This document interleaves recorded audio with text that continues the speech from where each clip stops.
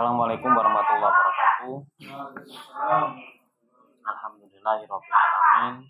Alhamdulillahilladzi anzala sakinatan fi qulubil mu'minin. Allahumma shalli ala sayyidina Muhammadin wa ala alihi washabihi ajmain.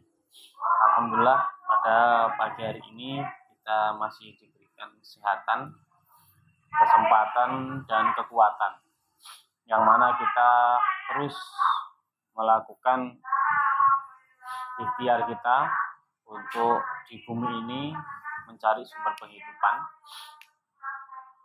Adapun kita mulai dari hal ini adalah kita membaca Al-Quran, kita tadarus Al-Quran, kita juga sedikit tadabbur Al-Quran. Yang mana kita sudah masuk ke surat An-Naziat ya. Ini suratnya terdiri ada berapa ini? 36 ya ayat ya. Ini luar biasa. Sedikit saya sampaikan terkait dengan dua surat. Nanti mohon Pak Mursyidi meneruskan. Kita ada kegiatan. Jadi di surat An-Naziat ini ayat 30 ya. 40 atau 30? 40 ya. Jadi 49 ya. Ayat 40. Wa amma man khafa maqama rabbih wa nahan nafsa 'anil hawa. Dan adapun siapa yang takut makoma dengan kedudukan Rabbihi Tuhannya, wanahan nafsa anil hawa, dan ini menahan diri dari hawa nafsunya. Fa innal jannata hiyal ma'wa, maka sungguh surga adalah tempatnya. Nah di sini adapun orang yang takut, jadi ternyata dalam ibadah itu ada dua. Ibadah kepada Allah itu ada dua, yaitu ada takut, ada juga cinta. Kalau pernah dengar kisahnya Rabi'atul Adawiyah, itu ibadahnya karena cinta. Tapi ibadah karena takut juga nggak apa-apa. Tinggal kita pilih, ibadah kita takut kepada Allah, apa ibadah kita cinta kepada Allah. Kalau kita ibadah memang takut kepada Allah, khosya ya. Jadi ada namanya, makanya muncul kekhusyukan, itu muncul daripada sikap rojak dan sikap ihsan. Ini saya kasih DP-nya dulu bagaimana soal khusyuk ya. Maksudnya DP itu trik yang pertama. Harus ada menghadirkan rasa rojak. Rojak itu rasa akan kembali kepada Allah. Rasa akan mati. Kemudian yang kedua akan yaitu ihsan, diwasi Allah. Nah kalau panjenengan semua, kalau kita semua, ini ada rasa, yaitu merasa khofa maqama rabbih, yaitu siapa yang takut ya terhadap makom itu kedudukan. Berarti Allah itu memiliki kedudukan yang sangat tinggi di hati kita, maka kita akan takut. Makanya ketika baca Subhana Rabbil Azimi wa bihamdi, Subhana Rabbil A'la, maksudnya Maha Suci ya, Engkau ya Allah ya. Rabbil A'la, Tuhan yang tinggi. Nah, pada saat kita menyentuh bumi ya, pada saat kita menyentuh bumi, kita mengatakan Subhana Rabbil A'la wa bihamdi, berarti kita ngerasa zat yang paling rendah atau di hadapan Allah, zat yang rendah di hadapan Allah. Jangan merasa tinggi. Pada saat kita sujud kepada Allah, itu kita jangan, itu kayak kebayang banget bahwa kita itu kayak mungkin ada yang sombong, maka kita hilang. Ya Allah, kalau saya sombong dengan keangkuhan saya bilang bahwa arogansi atau kesombongan saya katakan bukan sebuah kekuatan yang dipertontonkan. Ketika orang sombong, ketika orang arogansi, itu bukanlah sebuah kekuatan yang ditampakkan, tapi itu adalah kelemahan yang dipertontonkan di hadapan manusia. Coba kita lihat orang sombong sekali. Ini bukan mempertontonkan sebuah kekuatan, dia sedang mempertontonkan sebuah kelemahan. Nah, makanya muncul di sini nih. Wanahan nafsa anil hawa. Dan di sini adalah dan menahan diri ya dari hawa nafsu. Berarti dia kalau sombong itu bisa menahan diri nggak? Nggak bisa. Jadi kalau orang sombong itu berarti sedang tidak menahan diri, berarti dia sedang lemah pertahanan dirinya. Jadi orang sombong itu adalah lemah pertahanan dirinya, bukan kuat. Orang sombong itu mempertontonkan, orang arogansi itu mempertontonkan yaitu kelemahannya. Apa kelemahannya? Yaitu menahan diri, menahan hawa nafsu.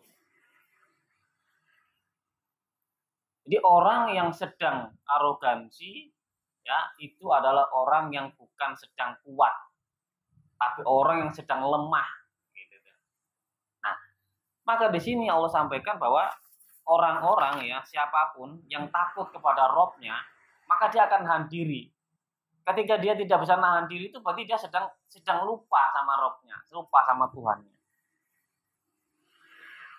Jadi perlu dipahami bahwa sesungguhnya kedudukan Allah di mata kita itu tergantung bagaimana kita.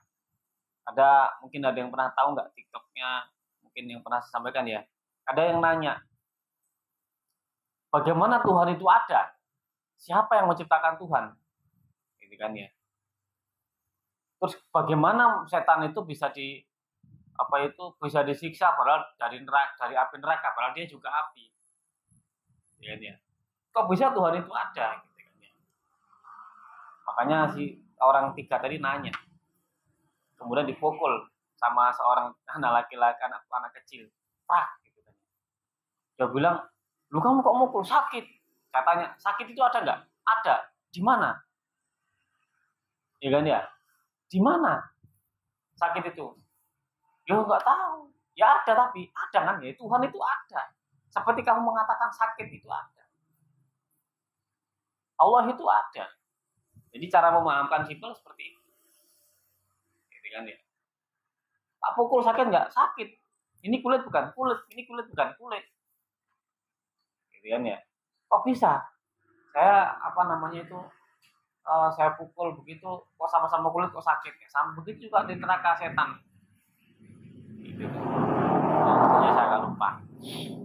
Jadi yang dimaksud di sini, kita merasa bahwa kedudukan Allah itu tinggi di mata kita, ini dari hal yang simpel seperti ini. Contoh, kalau orang lagi sedih, kadang-kadang ada pendapat ulama, kalau kamu lagi sedih, kamu datang ke kuburan. Kalau kamu punya masalah, kalau nggak punya solusi, datang ke kuburan. Kamu lihat di sana. Kok bisa? Kok di kuburan dapat solusi? Enggak, bukan kita terus kemudian ngalah berkah ke kuburan, bukan itu maksudnya. Kamu lihat di sana orang-orang itu sudah mati, tidak punya solusi. Udah mati, sudah nggak pengen, kalau dia mati, yang dia doakan satu pengen sujud kepada Allah. Maka kemudian ingat sama Allah, kemudian baru dialah dengan cara nginget kuburan baru ingat Allah. Kadang-kadang begitu. Kadang-kadang kita mengingat Allah itu maha tinggi, yang memiliki maqam marofihi, ya, memiliki kedudukan yang tinggi.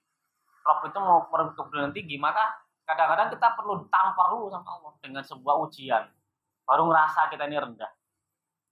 Kayak gitu. Nah, orang-orang yang memiliki man khofa maqam marofihi, maka dia akan wanahan nafsa anil hawa, dia akan menahan dirinya. Dan orang seperti itu maka dia akan fa'innal jannata hiyal ma'wa, maka akan surgalah tempatnya. Iya. Bayangan surga kita di akhirat itu adalah bayangan nanti kita bagaimana ke depan yang Allah berikan. Bagaimana rasa surga di dunia. Sebagaimana dosa itu begini. Dosa itu adalah sesuatu yang jika terlihat orang itu nggak baik. Atau sesuatu yang kamu sembunyikan, tapi ketika dilihat orang lain itu adalah kita nggak mau, itu dosa. Surga itu terasa nyaman di sini, ya. Kenapa kita bingung nih kita? Orang itu masuk surga karena rahmat Allah. Kita bisa merasakan situasi surga itu ketika di dalam dada kita itu mengingat Allah tadi, khaufa, kita mentakut sama Allah, itu surga secara di dalam perasaan kita. Coba orang yang nggak pernah takut sama Allah, ya gimana tuh hatinya? Hatinya selalu gemuruh, ya, selalu emosional, selalu marah, ya, karena tidak bisa nahan diri. Neraka gitu kan ya. Pernah nggak ngelihat itu kata salah satu hadis itu afdhalul muslim, orang yang muslim utama itu adalah orang yang menjaga tangan dan lisannya. Jadi orang Islam lainnya itu kalau sama dia tuh dia nggak takut. Jadi nggak takut lisannya mencela, nggak takut tangannya memukul. Itu adalah muslim yang afdol. Ketika kamu duduk sama saya atau duduk sama Pak Mursidi, kamu nggak takut dicela dan kamu nggak takut dipukul, berarti ini muslim yang afdol. Tapi kalau ada muslim, ya, kemudian mencela, kemudian memukul, berarti muslim ini nggak utama. Maka seutama-utama orang muslim adalah orang yang menjaga diri dan tangannya. Gitu. Maka bagaimana kita hari ini bisa menjaga diri dan tangan kita? Karena apa? Tangan itu kan bentuk fisik, mulut ini bentuk lisan gitu kan ya. Tapi ini kadang-kadang bisa bersatu. Kadang orang betul ngomong nggak bisa mengerjakan. Kadang orang betul mengerjakan nggak bisa ngomong gitu kan ya. Dalam konteks pekerjaan. Dalam konteks kekerasan, kadang orang bisa mukul nggak bisa ngomong, pendiam. Kadang dia bisa ngomong tapi nggak bisa dimukul. Kan ada tuh orang kayak jagoan kan ya. Karena kalau diajak tertantang yo nggak berani kan ya. Ada orang begitu. Tapi kata Islam, afdhalul Islam ya, orang yang Islam yang utama adalah orang itu aman gitu. Kalau dekat dengan dia, tangan dan lisannya. Mas Nabil ini nggak mungkin mukul saya. Mas Nabil itu nggak mungkin mencemooh saya. Dekat itu adalah afdhalul muslim. Bahkan ada seorang tua renta itu datang ke Nabi, ke majelis Nabi. Sebelum datang itu 3 kali disampaikan. Ingat-ingat akan datang seorang yang penghuni surga. Datang dengannya. Sampai 3 kali Nabi bilang, ini akan datang seorang penghuni surga. Tapi orang itu nggak tahu. Namanya ada Abdullah bin Sa'ad bin Abi Waqqas ya. Sa'ad bin Waqqas itu punya anak namanya Abdullah bin Sa'ad bin Abi Waqqas. Maka kemudian dia penasaran, datanglah dia ke orang tua tadi, nginep. Dia nginep tuh di sana, sholatnya biasa. Puasa juga nggak pernah puasa nih Kemis. Nggak pernah sholat sunnah, ya. Malamnya itu didatengin, kok nggak ada sholat tahajud ya. Tuh pagi nggak sholat duha, kok juga nggak puasa, ini kan ya. Akhirnya ternyata adalah si orang tua tadi itu ditanya, saya penasaran Mbak, sama niki, monggo Pak langsung. Saya ini sama sampean itu kok dikatakan jenengan penghuni surga. Apa sih rahasianya? Nggak sholat malam, tapi sholat wajib. Nggak tahu poho sunnah, ya kan ya, puasa Ramadan tok, gitu kan ya. Rahasianya apa? Rahasianya adalah, kata dia, aku setiap malam itu menghilangkan dengki. Aku maafkan semua orang yang pernah mendengki saya. Cuma itu amalannya dia. Setiap malam aku lebur seluruh rasa dengkiku, seluruh rasa hasadku, ya, seluruh dendamku gitu. Saya lebur semua dan kemudian saya maafkan semua. Cuma itu. Ternyata Rasulullah Muhammad mengabarkan dia penghuni surga. Berarti dia menahan nafsu. Makanya dikatakan di sini adalah betul-betul orang yang menahan dirinya dari nafsu, maka dikatakan jannah. Wa inal jannata hiya ma'wa. Jadi itu, maka mari kita tahan nafsu kita, maka surga kita dapatkan. Kita tahan hawa nafsu kita, surga kita dapatkan. Di dalam dada ini loh, rasanya kan tenang gitu, Presa. Kalau kamu buru-buru, terus kemudian itu marah-marah, itu kan kayak, kan marah itu kan kayak mukanya kayak merah gitu kan ya.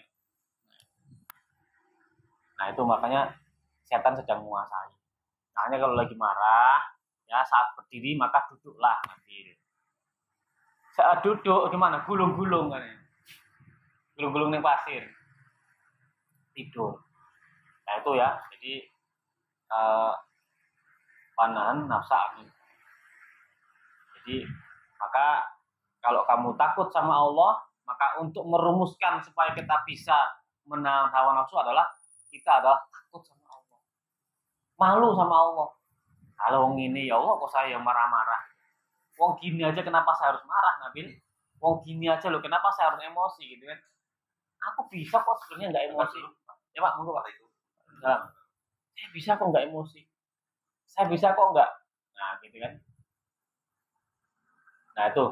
Jadi ini yang bisa kami sampaikan.